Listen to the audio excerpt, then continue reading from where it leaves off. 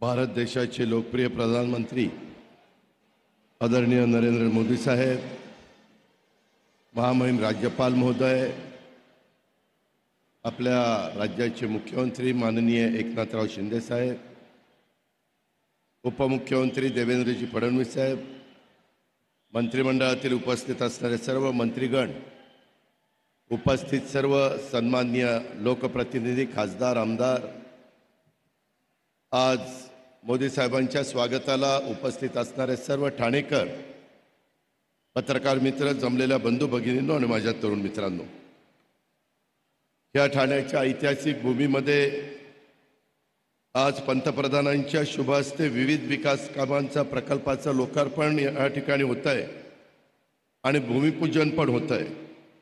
यात प्रामुख्याने अनेक वर्ष माझ्या ठाणेकरांचं स्वप्न होतं की एकात्मिक इंटिग्रेटेड बाह्य मेट्रो रेल्वे प्रकल्प इथं व्हावा।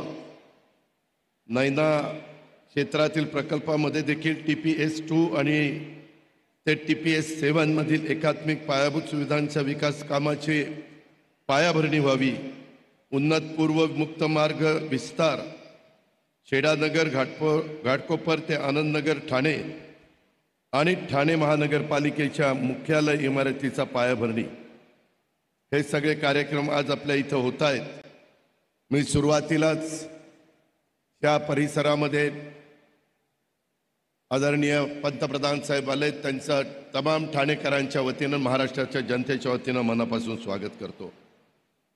आपल्या सर्वांच्या दृष्टीनं मी त्याचा उल्लेख मगाशी वाशिमच्या परिसरामध्ये केला। पंतप्रधानांनी तिसऱ्यांदा देशाची सूत्र हातामध्ये घेतल्यानंतर पहिल्या 100 दिवसामध्ये अनेक महत्त्वाचे निर्णय तुमच्या माझ्या महाराष्ट्राकरता घेतले, देशाकरता तर घेतले। त्याच्यामध्ये वाढवणचं बंदर असेल जवळपास पाऊण लाख कोटी रुपयांचं, त्याचबरोबर बरेच वर्ष आपल्या सगळ्यांची इच्छा होती मराठी भाषेला अभिजात भाषेचा दर्जा मिळावा, ही प्रत्येक मराठी माणसाची आणि मराठी प्रेमींची इच्छा होती आणि ही मागणी या दिवसाची प्रत्येक माणूस आतुरतेने वाट पाहत होता। ती मागणी अभिजात भाषेचा दर्जा देण्याची देशाचे लोकप्रिय पंतप्रधान नरेंद्र मोदी साहेबांनी ती काल पूर्ण केली आणि त्याचा मनस्वी आनंद आणि अभिमान तमाम माझ्या महाराष्ट्रातल्या जनतेला, मराठी भाषिकांना आहे। महाराष्ट्रासाठी अभिमानास्पद निर्णय घेतल्याबद्दल मी पंतप्रधान नरेंद्र मोदी साहेब आणि संपूर्ण केंद्रीय मंत्रिमंडळाचं मनापासून स्वागत करतो। गेल्या 10 वर्षापासून देशाचा विकासाचा ध्यास घेतलेले आदरणीय मोदी साहेबांचे अहोरात्र देशाची आणि देशवासियांची सेवा ते करतायत। सलग तिसऱ्यांदा देशाचं नेतृत्व करण्याचा बहुमान हा आदरणीय मोदी साहेबांना मिळाला आहे। त्यांच्या तिसऱ्या इनिंगची दमदार सुरुवात देखील या निमित्तानं झालेली आहे आणि नुकतेच 18 सप्टेंबरला त्यांच्या नेतृत्वाखालील सरकारला 100 दिवस पूर्ण झालेले आहेत। या 100 दिवसात देखील आदरणीय मोदी साहेबांच्या नेतृत्वाखाली सरकारने विकासाची सेंचुरी मारलेली आहे। आदरणीय मोदी साहेबांच्या या विकास यात्रेत महायुतीचा घटक म्हणून आम्ही सगळेजण त्याच्यामध्ये सहभागी आहेत, याचा मला मनस्वी आनंद आहे।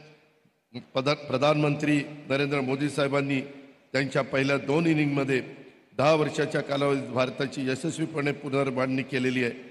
त्यामुळं भारताच्या विकासाचा पाया देखील मजबूत झालेला आहे। आदरणीय मोदी साहेबांनी विकसित भारताची संकल्पना संपूर्ण देशवासियांच्या समोर ठेवली आहे आणि या देश निर्माणाच्या कामात प्रत्येक नागरिकांनी आपलं योगदान देखील दिलं पाहिजे। मोदीजींच्या नेतृत्वाखाली विकासाच्या दृष्टीने पुढचं दशक हे भारताचं असणार आहे, या माझ्या मनामध्ये तीळमात्र शंका नाही आहे। महाराष्ट्र देखील मोदी साहेबांच्या नेतृत्वाखाली देशाची जशी जोरदार वाटचाल सुरू आहे, मात्र त्यांच्याच मार्गदर्शनाखाली महाराष्ट्रामध्ये देखील एकनाथराव शिंदेंच्या नेतृत्वाखाली दमदार अशा प्रकारची वाटचाल त्या ठिकाणी चालू आहे।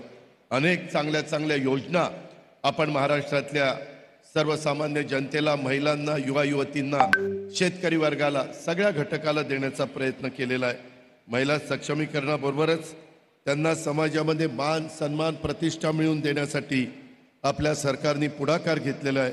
प्रत्येक क्षेत्रामध्ये महिलांना प्रगतीची संधी उपलब्ध करून दिली जाते।